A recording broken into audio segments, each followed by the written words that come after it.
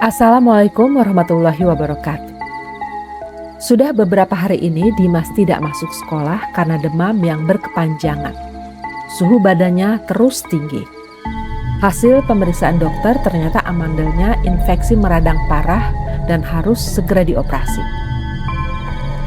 Pak Karyo, bapaknya, memutuskan Dimas segera dirawat di Rumah Sakit Pelni Petamburan, Jakarta Barat. Saat itu sekitar akhir 90-an, operasi amandel masih harus rawat inap setelahnya. Operasi dilaksanakan pagi hari sekitar pukul 10. Alhamdulillah operasi berjalan lancar. Sore harinya setelah Dimas sadar dari pengaruh bius, bapaknya bilang, Dimas harus menginap sendirian di rumah sakit malamnya. Ada tetangga dekat yang meninggal, oleh karena itu bapak dan ibu harus pulang. Besok pagi baru akan datang lagi. Ya sudah, mau gimana lagi? Emang harus sendirian. Gak apa-apa Dimas, kan ada suster-suster perawat di sini. Tenang aja, ucap salah seorang perawat ketika bapak menitipkan Dimas ke mereka. Sekitar jam 5 sore, bapak, ibu, dan kakak pun pulang.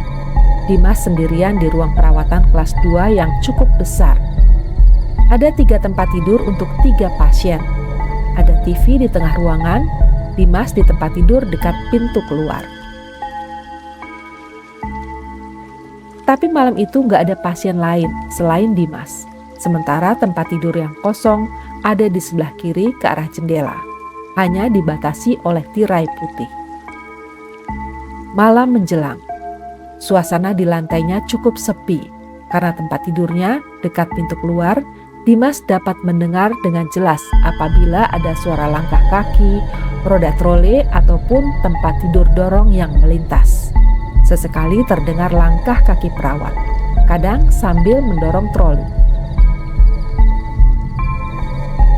Sekitar jam 9 malam ada perawat yang masuk ke kamar. Dia tanya keadaan dan mengingatkan untuk meminum obat. Setelah itu perawat menyuruh Dimas untuk tidur. Malam itu Dimas masih dalam keadaan sedikit pusing. Mungkin akibat masih ada sisa-sisa pembiusan saat operasi siang harinya. Bicara pun gak bisa, masih terasa sakit apalagi minum air. TV sengaja dibiarkan dalam keadaan menyala dengan volume suara yang kecil biar gak sepi. Sekitar jam 10 malam Dimas tertidur. Tak terasa, sekitar jam 1 dini hari Dimas terjaga. Dia merasa ada yang memegang keningnya. Tangan yang memegang kening terasa begitu dingin dan memaksa Dimas untuk membuka mata pelan-pelan. Samar-samar tampak di sebelah tempat tidur berdiri seorang wanita berpakaian baju terusan panjang yang kusam dengan wajah bule, rambut warna gelap. Dimas melongo, mulutnya terkunci, seperti terhipnotis. Ketika dia melihat wanita itu tersenyum sambil tangan kirinya masih tetap di kening Dimas. Kemudian pelan-pelan dia menuangkan obat sirup yang ada di meja ke sendok makan. Dan dengan pelan-pelan juga menyuapinya ke mulut Dimas. Selanjutnya wanita itu berjalan pelan ke arah tempat tidur kosong di sebelah sambil terus menatap ke arah Dimas. Wanita itu berbaring di tempat tidur kosong dengan posisi miring ke arah kanan, yaitu ke arah Dimas. Terlintas di benak Dimas, wah, salah gue. Seharusnya tirai itu tadi gue tutup. Akibatnya kami berdua bisa bertatap-tatapan lama. Sampailah Dimas di titik mulai amat takut. Wanita itu mulai bersenandung dengan suara lirihnya. Suara yang terdengar mengambang. Tanpa sengaja, tangan Dimas menekan tombol pemanggil perawat. Ketika menengok ke arah tempat tidur sebelah, ternyata perempuan itu sudah tidak ada. Lega rasanya. Ada apa Mas Dimas? Terdengar suara perawat jaga yang datang. Karena belum bisa ngomong, Dimas cuma memberi bahasa isyarat agar tirai pembatas ditutup. Setelah menutup tirai, perawat keluar kamar dan menutup pintu. Situasi kembali hening. Ternyata posisi tirai tertutup lebih menyeramkan daripada terbuka. Dimas sama sekali gak bisa lihat ada apa di tempat tidur sebelah. Benar saja, beberapa saat kemudian terdengar suara perempuan itu bersenandung lagi dari balik tirai. Kali ini terdengar lebih seram dan Dimas pasrah, tak bisa lari kemana-mana. Badan kaku dan lemas. Cukup lama senandung perempuan itu terdengar tanpa terlihat wujudnya karena terhalang tirai.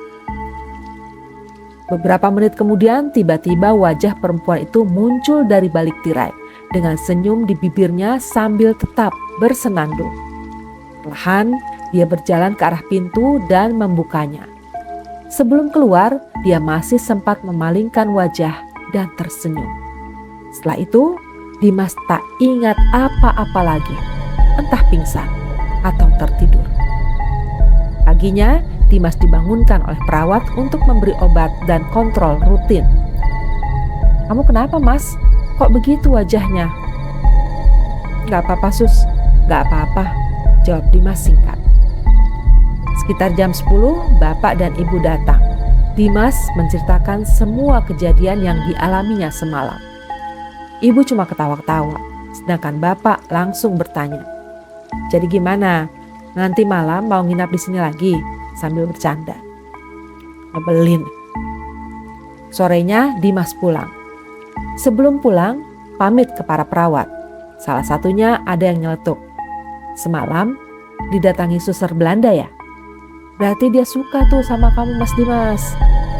Asep, ternyata mereka semua sudah tahu. Sekian kisah misteri kali ini. Sahabat yang budiman, jangan lupa like, subscribe, komen, dan share untuk mendukung kami agar tetap bersemangat berbagi kisah misteri lainnya. Wassalamualaikum warahmatullahi wabarakatuh.